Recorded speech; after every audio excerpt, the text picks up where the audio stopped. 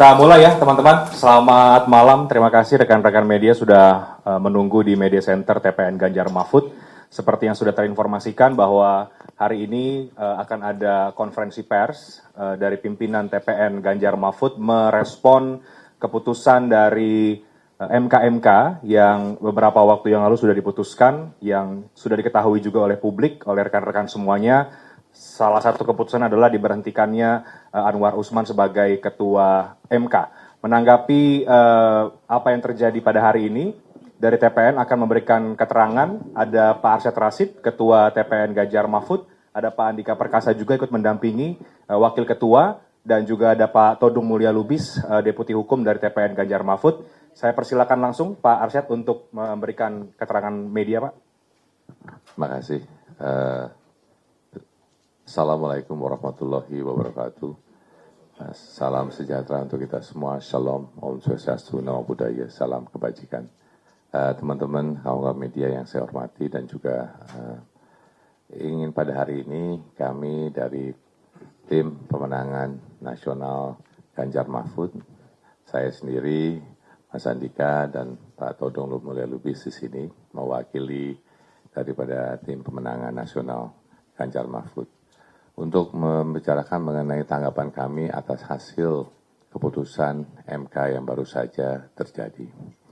Yang pertama adalah kami TPN Ganjar Mahfud menghormati hasil putusan Majelis Kehormatan Mahkamah Konstitusi. Dalam beberapa minggu terakhir ini, kami merasa bahwa awan hitam menutupi langit hukum di negara kita. Konstitusi kita telah diinjak-injak oleh MK yang kita kenal sebagai penjaga konstitusi. Semua itu kasat mata dan telanjang terjadi di depan mata kita. Hari ini keputusan MK mengafirmasi pelanggaran berat yang dilakukan para hakim MK dalam memutuskan perkara batas usia cawapres. Kami mengapresiasi putusan MK yang telah menyatakan Bapak Anwar Usman bersalah dan melanggar etika profesi, melanggar asas konflik kepentingan, dan menjadikan MK sebagai mahkamah yang mengakomodir kepentingan keluarga. Hal ini tidak bisa dibenarkan. Alhamdulillah wa syukurillah, MK memulihkan kembali martabat MK sebagai penjaga konstitusi. Kami sebetulnya berharap agar MK memutuskan Ketua MK Anwar Usman bukan hanya diberhentikan sebagai Ketua MK, tetapi diberhentikan juga sebagai Hakim MK. Namun kami bersyukur bahwa Bapak Anwar Usman dalam kedudukannya sebagai Hakim MK tak diperbolehkan memeriksa perkara pemilu, pilpres dan pilkada, di mana di dalamnya ada potensi konflik kepentingan. Kami tentu berharap agar MK melakukan istihad, membuka peluang untuk membuka atau mengubah putusan nomor 90. Tapi MK menyatakan tak akan mempertimbangkan peluang perubahan putusan MK nomor 90. MK telah memulihkan kembali trust atau kepercayaan kepada MK. Semoga MK akan bisa benar-benar menjadi the guardian of the Constitution, penjaga konstitusi. Semoga MK bisa menjadi harapan kita semua dalam menjamin pemilu dan pilpres yang jujur dan adil. Terakhir, kami juga mengajak masyarakat untuk bersama-sama mengawal pesta demokrasi pemilu 2024 ini. Terima kasih. Wassalamualaikum warahmatullahi wabarakatuh. Terima kasih Pak Arsyad. Kita buka sesi pertanyaan bagi rekan-rekan. Saya buka 3 penanya pertama. Jika ada yang mau mengelaborasi lebih jauh, konferensi pers dari TPN Ganjar Mahfud. Silakan kawan-kawan. Ada yang mau bertanya atau sudah cukup? Oh ya, silakan Mbak.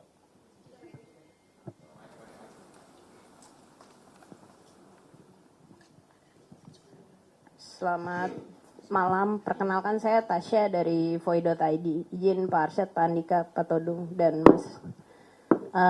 Ini mau tanya kan Pak Anwar Usman ini kan tetap jadi ketua MK ya, yang artiannya dia tetap bisa mengakses kolega-koleganya yang ada di sana.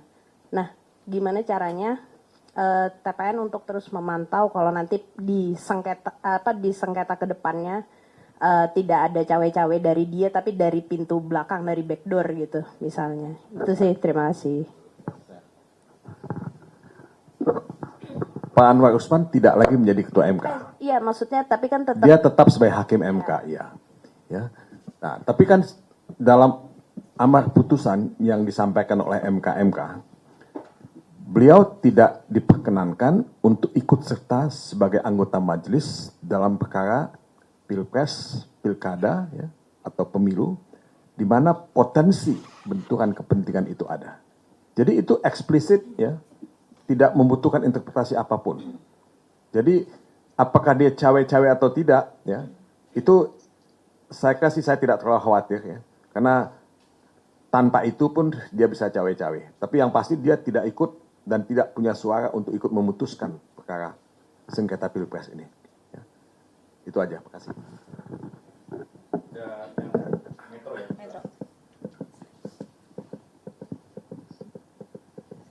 Baik, terima kasih atas kesempatannya. Perkenalkan saya Amel dari Metro TV. Izin Bapak-Bapak sekalian saya ingin bertanya. Ini kan beliau ini melakukan pelanggaran yang berat sehingga dia mendapatkan sanksi untuk diberhentikan menjadi hakim ketua. Tapi masih diberikan kepercayaan untuk menjadi hakim MK yang seharusnya kita berpikir secara logis seharusnya dia tidak mendapatkan keistimewaan tersebut. Lalu apa tanggapan Bapak-Bapak sekalian terkait hal itu dan mungkin bisa disosialisasikan kepada masyarakat yang bisa jadi peran dari masyarakat ini bisa kembali mengubah seperti itu. Terima kasih. Kalau kita membaca peraturan, ya, PMK dalam peraturan Mahkamah Konstitusi tentang Mahkamah, ya, kehormatan ini, Majelis Kehormatan ini, pasal 41-nya menyatakan begini. Sanksi pelanggaran dapat berupa teguran lisan, teguran tertulis, atau pemberhentian tidak dengan hormat. Tadi Pak Ketua sudah mengatakan bahwa yang bersangkutan memang diberhentikan sebagai Ketua MK, ya, tapi tidak sebagai anggota MK. Seyogyanya kalau kita mengacu kepada pasal 41 ini, yang bersangkutan diberhentikan secara tidak hormat sebagai hakim MK. Itu seyogyanya kalau kita melihat apa yang ditulis dalam pasal 41 ini. Tapi ya, seperti dikatakan tadi, kami tetap menghormati putusan MK, ya, apapun pertimbangannya. Buat kami ini satu langkah maju, ya, yang membuka harapan, ya, buat kita semua dalam menghadapi pilpres yang mudah-mudahan bisa betul-betul jujur dan adil. Ya. Itu saja, makasih.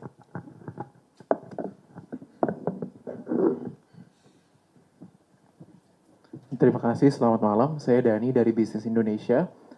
Selamat malam Pak Arsyad, Pak Andika, dan juga Pak Todung. Tadi kalau misalkan dari statement Pak Arsyad yang dibacakan tadi, mengapresiasi putusan ini, memberhentikan Bapak Anwar Usman dari jabatan Ketua MK, namun tadi ada yang disayangkan ya, tidak bisa merubah keputusan itu seperti yang tadi dibacakan oleh Pak Jimli. Nah, mungkin bisa dielaborasi lagi seperti apa sikap TPN mengenai hal tersebut gitu, dan juga terkait dengan strategi kedepannya secara elektoral, apakah dengan tidak ada perubahannya terkait dengan putusan nomor 90 PUU 21 itu, apakah akan berpengaruh gitu terhadap strategi elektoral Ganjar Mahfud ke depannya? Terima kasih. Terima kasih pertanyaannya. Tadi sebetulnya jawaban itu sudah ada yang saya katakan dan juga tadi Pak Todung katakan. Sekali lagi bahwa pertama kami mengapresiasi apapun yang sudah diputuskan oleh MK. Tadi seperti Pak Todung katakan adalah langkah ke depan paling sedikit. Tapi kalau ditanyakan tadi mengenai peraturan yang sudah tadi suarakan oleh Pak Todung juga adalah bahwa semestinya adalah ada hanya 3 keputusan yang ada di dalam peraturan yang ada di dalam MK tersebut. Yang dimana seyogyanya seperti yang Pak Todung katakan mestinya diberhentikan. Jadi itu sebetulnya. Tapi walaupun bagaimanapun kami tetap mengapresiasi atas keputusan yang ada. Paling sedang balik-balik kembali adalah tadi kita ingin bersama-sama marilah kita memastikan ke depan bahwa ini menjadi pemilu yang adil. Pemilu ini pemilu yang benar-benar memastikan bahwa suara rakyat itulah yang menjadi raja di semuanya. Jadi tadi saya sudah mengatakan bahwa selama ini gelap kita. Paling sedikit sekarang ada sinar-sinar sedikit yang sudah ada. Karena ini kita bicara mengenai konstitusi, ini kita bicara mengenai demokrasi. Ini bukan bicara tentang pemilu. Ini lebih daripada itu. Dan yang kita inginkan adalah suatu proses demokrasi yang harus kita pertahankan dan maju ke depan, bukan kita mundur. Nah inilah paling sedikit, sekarang ini langkahnya sudah ke depan. Itu mungkin yang saya katakan. Tambahan Pak Todung? Mau tambahan? Terakhir tadi ada satu lagi ya, Pak Jadi atau ya? Nah, yang di belakangnya, Mbak, yang di belakangnya. Izin, selamat malam Bapak-Bapak. Saya dari Gatra, mungkin menanggapi pernyataan dari Pak Arsyad tadi. Tadi salah satu yang disebutkan adalah Bapak menyayangkan, sebenarnya TPN itu menyayangkan soal keputusan MK tidak bisa menganulir atau membuka proses kembali keputusan 90 tadi. Pertanyaan saya sebenarnya apa sih sebenarnya kekhawatiran dari TPN mungkin terhadap peraturan 90 ini, permohonan 10 ini. Karena kalau kita tahu ini kan apapun yang terjadi, katakanlah MK ini ternyata bisa menganulir, kita sebut menganulir putusan ini kan pasti akan mengubah konsentrasi politik, daftar peserta kan pasti ada yang berubah. Apakah memang kekhawatirannya TPN ada di sebelah sana? Sama mungkin sama menyambung pertanyaan kedua, menyambung teman-teman sebenarnya. Kita tahu MK 90 ini awalnya memang Anwar Usman itu tidak terlibat di dalam 3 putusan sebelumnya. Dan ini sebenarnya perubahan 90 ini bisa disampaikan juga karena sebenarnya ada dengan tanda kutip cawe-cawenya Anwar Usman. Kan kemarin kan dramanya seperti itu. Mungkin maksud teman-teman di situ Pak. Karena ini itu sudah terbukti sebelumnya ada cawe-cawe.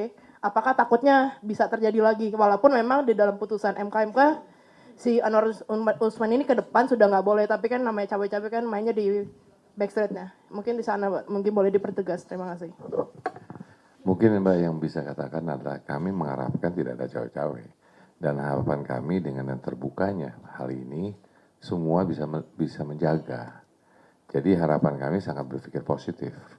Berpikir sangat positif adalah tidak akan ada cawe-cawe. Nah tapi dengan demikian harapannya juga teman-teman di sana di MK benar-benar melihat ini sebagai nilai daripada demokrasi yang harus dipegang. Di sini bukan hanya suatu keputusan biasa. Ini suatu keputusan yang akhirnya mengakibatkan mengenai perihal bangsa Indonesia. Dan ini sangat penting sekali untuk demokrasi kita. Jadi tadi cawe-cawe itu mestinya punya kesadaran. Tidak ada cawe-cawe. Kenapa? Karena ini adalah perihal bangsa Indonesia. Nggak bisa main-main ini. Ini hal yang sangat-sangat penting. Nah jadi ya kami selalu ingin berharap yang positif. Karena kita tidak mau menyuduh ataupun mengatakan apapun. Tapi yang memastikan adalah yuk sama-sama kita menjaga. Yuk sama-sama kita memastikan bahwa tidak akan terjadi cawe-cawe tersebut. Dan marilah kita bersama-sama menjaga demokrasi, menjaga konstitusi Indonesia, karena ini adalah jeripayah kita sebagai bangsa. Jadi, saya berharap kembali lagi, mari kita bersama-sama memastikan bahwa proses ke depannya tidak akan terjadi hal-hal yang sudah terjadi sebelumnya. Mungkin itu. Terima kasih. Baik, kita tutup kawan-kawan. Kalau mau ada pertanyaan nanti mungkin bisa berlanjut dengan di doorstop di luar. Ada tambahan Pak Andika, Pak Todung bisa kita tutup? Cukup atau cukup Pak Arsyad? Terima kasih banyak. Demikian konvers TPN Ganjar Mahfud. Terima kasih untuk kawan-kawan media semuanya. Assalamualaikum warahmatullahi wabarakatuh. Selamat malam. Terima kasih.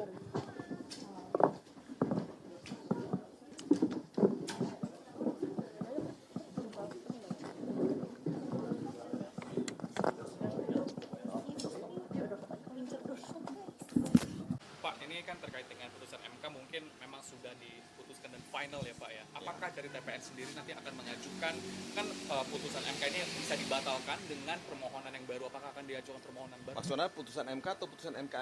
MK yang terkait dengan yang 90. Pak. Gini ya, dalam doktrin hukum, putusan MK itu final. Jadi tidak ada upaya hukum lain. Tapi saya tidak ingin mengajak Anda semua dalam academic debate itu. Ini debatable. Karena sebagian ahli hukum tata negara mengatakan masih bisa dibatalkan. Karena itu Denny Indrayana mengajukan ya, permohonan baru untuk menguji norma baru yang dibuat dalam dalam putusan 90 itu. Kenapa saya katakan norma baru? Karena sebetulnya MK itu kan hanya negative legislatures. Dia hanya bisa membatalkan pasal-pasal tertentu atau undang-undang karena dia bertentangan dengan konstitusi. Dia bukan positive legislatures. Nah, putusan nomor 90 itu membuat norma baru. Jadi usia 40 tetap dipertahankan, tapi kalau dia pernah menjabat sebagai kepala daerah, apakah bupati, wali kota, gubernur, walaupun dia masih di bawah 40 tahun, dia bisa lolos. Karena itu dianggap norma baru. Nah, ini yang oleh Denny Indrayana dan yang lain-lain, Zainal Arifin Mohtar diuji. Karena ini sudah menjadi norma. Nah, jadi ini debatable, tapi saya ingin mengatakan bahwa saat ini putusan ini final dan MK mengatakan mereka tidak punya kewenangan untuk mempersoalkan itu. Pak Todung, Pak Andika, karena ini emang final yang putusan 90 itu, bagaimana pandangannya soal validitas Gibran sebagai cawapres? Dan apakah dari TPN sendiri ke depannya akan terus mengangkat soal apa sih validitas beliau sebagai ini ke depannya sampai selama kampanye sampai hari pemilu? Ya, mereka kan sudah didaftarkan sebagai paslon ya, dan kita tinggal nunggu penetapan dari KPU.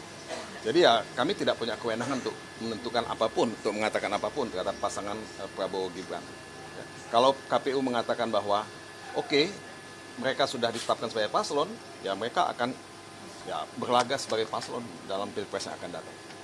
Pak, tapi mau nanya pendapatnya aja ya secara normatif gitu Pak ya. Ini kan hakimnya sudah dinyatakan melakukan pelanggaran berat gitu sampai diberhentikan sebagai ketua MK walaupun tidak sebagai hakim MK. Nah, semisal nanti pendaftaran kita tidak mau berandai-andai, tapi kalau misalkan nanti ternyata Gibran whatever it turns out gitu ya, ternyata dia jadi wapres gitu Pak ya. Itu secara formil menurut Bapak gimana? Karena itu kan sudah dibuktikan gitu loh, hakim yang memutus itu melakukan pelanggaran berat dalam perkara itu. Ya kita berpegang aja pada putusan MK ya. Kalau MK mengatakan bahwa ya dia tidak menyentuh sama sekali putusan nomor 90 ya. Bahwa nanti ada proses politik yang mempertanyakan siapapun dia yang terpilih sebagai presiden atau wakil presiden karena melanggar konstitusi dalam perjalanannya, ya itu kan proses yang lain. Itu ada proses impeachment, pemakzulan. Tapi kan kita nggak usah terlalu jauh lah. Kita ngomong soal ini aja, putusan MK ya, dan implikasinya terhadap pilpres yang ke depan. Berarti konsekuensi hukumnya saat ini belum ada teraplikasikan kepada pasangan calon tertentu ya Pak? Saya kira sih nggak ada ya, tidak ada pengaruhnya. Ya. Yang jadi isu kan adalah ketua MK, yang menurut kami seharusnya bukan diberhentikan sebagai ketua MK, tapi sebagai hakim MK. Ya. Mas Todung, kalau melihat dari hasil putusan MK ini, sebelum ada putusan ini, kan diharapkan adalah bisa, kalau ada langkah dari MK. Tadi disebutkan juga dalam pasalnya, salah satu langkah mungkin adalah dengan PPDH, keputusan dengan tidak hormat. Kalau dari pandangan Mas Todung sendiri, apakah ini sudah langkah yang cukup berani dari MK dan juga sudah bisa mengembalikan lawan dari MK sendiri? Selama 3 hari, MK kan sudah melakukan pemeriksaan terhadap semua pelapor dan yang dilaporkan. Kalau membaca keterangan pers dari Ketua MK, Saudara Jimli Asidiki, ya tidak ada yang meragukan bahwa semua pelanggaran etika itu sudah terbukti dengan sah. Ya. Dalam hukum pidana, kalau saya mengatakan ini beyond any reasonable doubt. Sudah sangat meyakinkan. Seharusnya putusan MK juga mesti tegas. Tapi tanya pada Pak Jimli aja dah. Jangan tanya saya, ya kan? Kalau saya udah jelas sikapnya.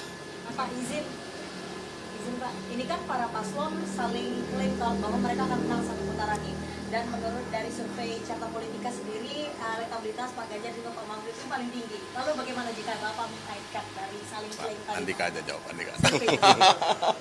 Itu kan satu putaran, target justru adalah merupakan motivasi kami, driver kami. Kita juga punya perhitungan sendiri. Tapi lagi-lagi kita pasti berusaha untuk adapt. Adapt itu akan selalu beradaptasi dengan dinamika. Jadi dalam suatu race atau pertandingan kan apa yang dilakukan oleh lawan itu juga harus direspon. Sekarang ini adalah respon in general dari kami sebelum semuanya terjadi. Tapi begitu respon detailnya mulai terlihat satu, kita juga harus memberikan respon yang berbeda. Itu kira-kira Mbak Mel. Pak Andika kemarin saat acara Golkar itu disebut kalau misalkan Bu Khofifah Gubernur Jawa Timur akan istilahnya akan memenangkan pasangan A, di samping itu menangkan suara di Jawa Timur. Nah, bagaimana strategi dari TPN Ganjar Mahfud gitu? Nah, karena tahu juga kan Jawa Timur juga merupakan salah satu middle ground dan istilahnya gitu. Ya, kita memperhitungkan variabel-variabel yang ada. Bahwasannya Bu Khofifah atau misalnya tokoh-tokoh lain juga pasti akan ada bedanya. Yang jelas kita tidak akan pernah berhenti, bahkan sampai dengan nanti last minute pun, sampai dengan pasti akan ada adaptasi atau penyesuaian tadi. Ya kita lihat aja Mas, kita makanya selalu memelihara data kita sesuai dengan tanggung jawab saya, sehingga apa yang kemudian kita harus lakukan berdasarkan data terbaru. Berarti TPN optimistis ya kalau misalkan Pak Mahfud khususnya yang bisa mendongkrak suara di Jawa Timur? Ya, kita sangat optimis. Pak Andika, tadi pagi kan Instagramnya ada Pak Ganjar itu ada sempet upload makan siang bareng sama Bu Susi. Apakah mungkin, nanya aja saya, apakah mungkin Bu Susi masuk ke TPN? Ya, sebagai sebuah rencana, itu kan sudah didiskusikan di internal kita juga dengan Mas Ganjar. Kan sebagai sebuah komunikasi, nggak ada salahnya dilakukan. Bahwasannya nanti output dari pertemuan itu gimana ya kita lihat bagaimana Mas Ganjar nanti berinteraksi. Berarti rebutan sama yang sebelah ya Pak ya? Sama Susi? Nah iya itu.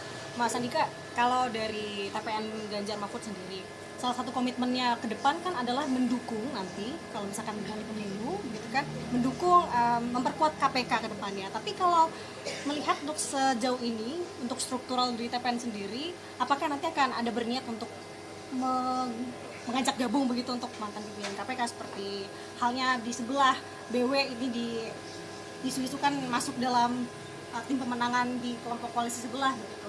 Ini kan kalau misalkan dari TPN sendiri sebagai bentuk bahwa komitmen untuk memperkuat KPK, apakah nanti akan juga turut mengajak salah satu mantan pimpinan KPK begitu masuk dalam pemenangan? Jadi bukan hanya KPK Mbak. Jadi kan dalam sistem hukum kita penyidik itu kan Polri ya iya, kemudian KPK iya, Kejaksaan untuk penyidik, untuk Tipikor juga iya. Jadi semuanya memang ini juga salah satu kelebihan dari Mas Ganjar dengan Pak Mahfud, yaitu mereka punya track record, mereka punya bukti pengalaman dalam menegakkan hukum. Jadi kita memperkuat semuanya, apalagi yang di bawah eksekutif kan penyidik, kemudian penuntut, itu jelas akan maksimal. Nah yang di luar, kehakiman, pengadilan itu yang pasti kita juga punya cara. Jadi kita memperkuat bukan hanya KPK, tapi seluruh penyidik, penegakan hukum bukan hanya korupsi saja Mbak. Semuanya kita harus menunjukkan bahwa ada kepastian hukum di Indonesia. Sehingga itu kan ujungnya bagaimana investor dari luar itu kemudian lebih tertarik untuk melakukan investasi, di Indonesia, yang ujungnya juga untuk percepat peningkatan ekonomi. Mas Andika, satu lagi boleh nggak? Ya. Ada isu soal narasi di medsos nih, menyebut ada video atau foto juga ada, menyebutkan P3 ini mencabut dukungannya untuk Ganjar Mahfud. Nah sebenarnya seperti apa sih Mas? Enggak, saya baru rapat, Pak Todung juga tadi rapat dengan Dewan Pakar dari P3 hadir semua. Jadi itu sama sekali nggak benar, dan bahkan mereka justru tadi yang leading dalam membuat rekomendasi-rekomendasi dalam percakapan kita tadi. Jadi itu nggak benar, Pak. Gitu ya. Kalau di Indonesia Timur itu kan Pak Jokowi sekarang namanya lumayan ini ya, dikenal, dan orang-orang sana kan kebanyakan menyukai beliau, sosok beliau karena pemimpin yang sering ke sana. Nah, nanti kalau dari TPN Ganjar Mahfud itu untuk di Indonesia Timur pendekatannya kayak gimana sih kira-kira? Terus cara meraup pemilihnya Pak Jokowi, mengingat kan di kubu sebelah ada keluarga Pak Jokowi juga kan? Iya, kita sudah Mbak melakukan brainstorming di dalam bagaimana menghadapi bukan hanya di Jawa, tapi juga di tiap-tiap kabupaten, kota maupun TPS. Jadi ada cara kita, dan yang sekarang sedang bergulir itu kan justru di luar dari apa yang kami lakukan selama ini, itu kan berkembang sendiri. Ya seperti Mbak Tasya bilang tadi, misalnya faktor Pak Jokowi. Itu kan bukan kami yang meng-create. Itu sebuah momentum yang kemudian terjadi begitu saja. Dan bukan kami ya. Silakan nanti masyarakat yang kemudian bisa menilai. Ya, thank you. Mas Andika, terima kasih. Pak